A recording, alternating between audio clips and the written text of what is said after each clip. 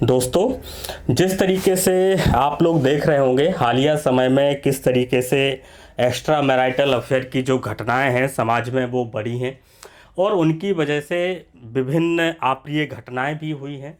हालिया घटना जिस तरीके से मेरठ की आपने देखी, किस तरीके से एक शादीशुदा महिला अपने जो एक्स्ट्रा मैरिटल अफेयर जिससे चल रहा था उसके साथ मिलकर के अपने हस्बैंड की जिसने हत्या कर दी और जघन्य हत्या कर दी। इससे पहले भी बहुत सारी घटनाएं हुई हैं। जिस तरीके से आप लोग देख रहे होंगे कि समाज में या परिवार में मनुष्य प्रताड़ित होकर के जिस तरीके से कई बार लोग अपने आप को आत्महत्या कर लेते हैं या तलाक में बहुत लंबा वक्त लगता है और उसमें पूरा परिवार जिस तरीके से संलिप्त होके पूरा परिवार बर्बाद हो जाता है।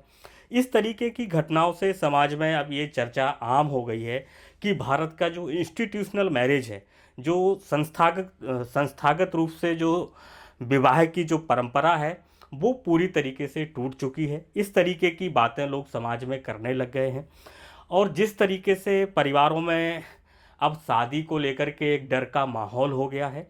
अगर आप आम जनमानस में बात करेंगे तो वो इस मुद्दे पर अब लेकर के बहुत चिंतित रहते हैं कि शादी के बाद जो परिस्थितियां समाज में बन रही हैं उसको लेकर के बहुत सारी चर्चाएं लोग करते हैं। तो दोस्तों, क्या अब ये मान लिया जाए कि परिवारों का जो टूटना है वो एकदम से अब आम बात हो गई है और समाज में जो सबसे पवित्र रिश्ता शादी का जिसको माना जाता था वो एक बहुत ही नाजुक स्तर पर पहुंच गया है। इसके लिए बहुत सारे कारक हैं जो जिम्मेदार हो सकते हैं। सबसे जो बड़ा कारण है वो व्यक्ति के चरित्र को लेकर के माना जाता है। हालांकि किसी से दूसरे व्यक्ति से संबंध रखना, उसमें अगर चरित्र को लेकर के बात की जाए तो भारत का समाज इस तरीके के रिश्तों को स्वीकार नहीं करता है। किसी अन्य समाज में इस तरीके की घटनाएं स्वीकार की जा सकती हैं, किसी अन्य समाज के लिए इस तरीके की चीज़ें आम हो सकती हैं, लेकिन भारतीय समाज इस तरीके की चीज़ों को स्वीकार नहीं करता है। जिस तरीके की हालिया घटनाएं हो रही हैं उनको लेकर के बहुत सारे पहलू हैं। लोग शादी को लेकर के एक डर का माहौल समाज में बनता जा रहा है। इसके लिए दोनों तरफ से, मेल और फीमेल दोनों तरह से घटनाएं हो रही हैं। सिर्फ एक तरफा मामला नहीं है। एक्स्ट्रा मैरिटल अफेयर सिर्फ एक तरफा नहीं है कि सिर्फ मेल की तरफ से हो या सिर्फ फीमेल की तरफ से हो। ये घटनाएं दोनों तरफ से हो रही हैं और समाज में बड़े स्तर पर इन सारी चीज़ों को लेकर के व्यापकता बढ़ती जा रही है। इनके लिए जो सबसे कॉमन फैक्टर जो जिम्मेदार है वो है समाज में शादी को लेकर के एक दबाव। जिस तरीके से भारतीय समाज में शादी की अनिवार्यता मानी जाती है। अगर आप किसी ऐसी जगह से आते हैं, भारत में बहुत सारी परंपराएं हैं। आदिवासी परंपरा है, साउथ इंडिया का जो शादी का इंस्टीट्यूशन है वो अलग है, नॉर्थ इंडिया का अलग है और नॉर्थ ईस्ट का अलग है। भारत का समाज विविधतापूर्ण एक समाज है जिसमें शादी के अलग अलग अनुबंध हैं। अगर आप आदिवासी इलाकों में जाएंगे तो वहाँ पर शादी को लेकर के एक अलग परंपरा है। वो एक स्त्री प्रधान उनकी सभ्यता है जहाँ पे स्त्री के घर पे पुरुष आते हैं। साउथ इंडिया में जाएंगे तो वहाँ की अलग परंपरा है। वहाँ पर रिश्तों का जो ब्लड रिलेशन है उसमें भी शादियाँ हो जाती हैं। लेकिन नॉर्थ इंडिया का अगर आप सिस्टम देखेंगे तो अलग है। लेकिन इन सब चीज़ों में कॉमन चीज़ एक ये है कि किसी भी समाज में बहुविवाह को बहुत ज़्यादा भारतीय समाज और संविधान उस तरीके से स्वीकार नहीं करता है। और दोस्तों, जिस तरीके से शादी को लेकर के लोगों में जल्दबाजी रहती है, खासकर जो भारतीय समाज है उसमें शादी कर लेना एक उपलब्धि के तौर पर देखा जाता है। और अगर आप ग्रामीण क्षेत्रों में हैं तो बहुत सारे पारिवारिक दबाव आपको देखने को मिलेंगे जहां शादी के लिए लोगों को फोर्स किया जाता है। सबसे ज़्यादा घटनाएं इसी बात को लेकर के होती हैं। भारत का समाज विभिन्न धर्मों और जातियों में बटा हुआ है, विभिन्न तरीके से बटा हुआ है, आर्थिक असमानता भी है और समाज की इन सारी वजहों से जो युवा साथी हैं, मेल और फीमेल दोनों, वो अपनी पसंद की शादियां नहीं कर पाते हैं। कई बार लोग पसंद की शादी भी करते हैं लेकिन उसके बावजूद भी इस तरीके की घटनाएं होती हैं समाज में।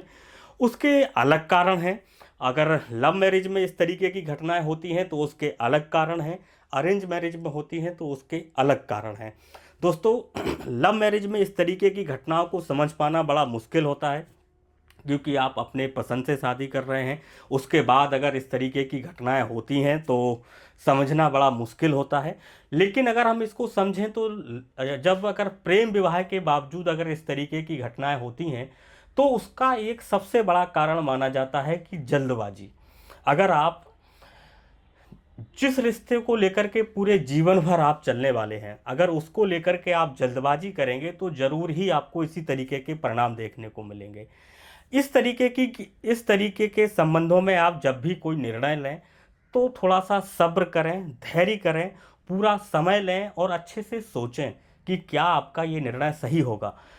बहुत सारी वजहों से लोग जल्दबाजी में इस तरीके के फैसले करते हैं। दोस्तों, मैं समझता हूँ कि इस तरीके का गलत फैसला आप करें, उससे अच्छा है कि आप फैसला ना ही करें।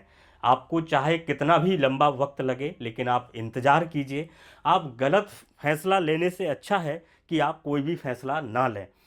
इस तरीके की घटनाओं को अरेंज मैरिज में सबसे बड़ी दिक्कत ये आती है कि जो नवयुवक युवतियां हैं वो कहीं और शादी करना चाहते हैं और उनके परिवार वाले किसी जाति, धर्म या आय की असमानता की वजह से कहीं और शादी कर देते हैं। लेकिन वो लोग इस चीज़ में एक्सेप्ट नहीं करते हैं, क्योंकि दो अलग अलग लोग हैं, दो अलग अलग वातावरण में पले बड़े, दो अलग अलग समाज और विभिन्न आय वर्ग के लोग, अपने अलग अलग जीवन शैली सबकी होती है। आमतौर पर मिलना घुलना इतना आसान नहीं होता है। इस तरीके की घटनाएं इस वजह से भी बढ़ती हैं। भारत का समाज कभी भी इस तरीके का नहीं है। भारत में कभी भी एक्स्ट्रा मैरिटल अफेयर को स्वीकार नहीं किया जा सकता है। किसी भी समाज में आप अगर यूरोपियन सभ्यता में जाएं तो वहाँ पे इस तरीके की घटनाओं को लोग स्वीकार करते होंगे। लेकिन भारत का समाज कितना भी आधुनिक होने का दावा करे, लेकिन इस तरीके की घटनाओं को स्वीकार नहीं कर सकता है। दोस्तों, इसके पीछे की बहुत सारी वजहों में से एक वजह ये भी है कि लोग जल्दबाजी में फैसले करते हैं। कई बार लोग अपनी मनमर्जी से फैसले नहीं कर पाते हैं। कई बार एक दिक्कत ये भी है कि इन रिश्तों से आप आसानी से बाहर नहीं निकल सकते। अगर आपने एक बार कोई फैसला कर लिया तो समाज का इतना बंधन होता है कि आप उससे बाहर नहीं निकल सकते, बहुत आसानी से बाहर नहीं निकल पाते हैं, जिसकी वजह से लोग अपने आप को सफोकेटेड फील करने लगते हैं, लोगों को अच्छा नहीं लगता है और इस तरीके के एक्स्ट्रा मैरिटल अफेयर होते हैं। और अफेयर के बाद जो घटनाएं होती हैं, जिस तरीके से हत्या तक मामले पहुंच जाते हैं, तलाक के मामले होते हैं, जो पारिवारिक हिंसा है उसकी घटनाएं होती हैं। अगर इस तरीके की घटनाओं को अवॉइड करना है तो सबसे सरल माध्यम तो यही है कि इन सब रिश्तों से निकलने का तरीका भी आसान हो। अगर आप इस रिश्ते को तोड़ना चाहें तो इतना आसान नहीं है। खासकर पुरुष समाज के लिए तो बिल्कुल भी आसान नहीं है, क्योंकि जिस तरीके की कानून की संरचना है उसमें ये माना जाता है कि पुरुष प्रधान समाज है और पुरुष की ये जिम्मेदारी है कि वो परिवार का भरण पोषण करे। अगर इस तरीके की घटनाओं को रोकना है तो एक तो हमें जो परिवार और समाज के स्तर पर जो शादी का दबाव है उसको कम करना पड़ेगा। फोर्स करना बिल्कुल बंद कर देना चाहिए समाज को, लोगों को स्वतंत्र छोड़ देना चाहिए। अगर आज के समय में लोग अपने इच्छा से कुछ करना चाहें तो उनको खुली आज़ादी होनी चाहिए।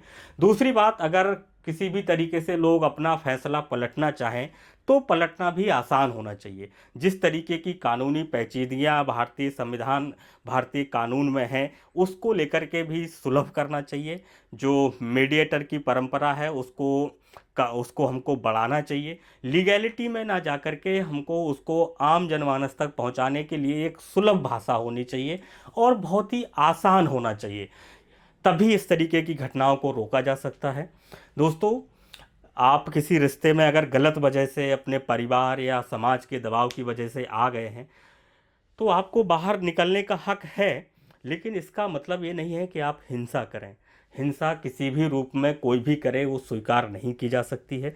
जिस तरीके से मेरठ की घटना हुई, राजस्थान की हुई और अन्य घटनाएं, हर तीसरे दिन इस तरीके की घटनाएं आपको देखने को मिलती होंगी। जिस तरीके की घटनाएं ये हो रही हैं, इसको लेकर के समाज में विभिन्न स्तर पर चिंतन चलता है।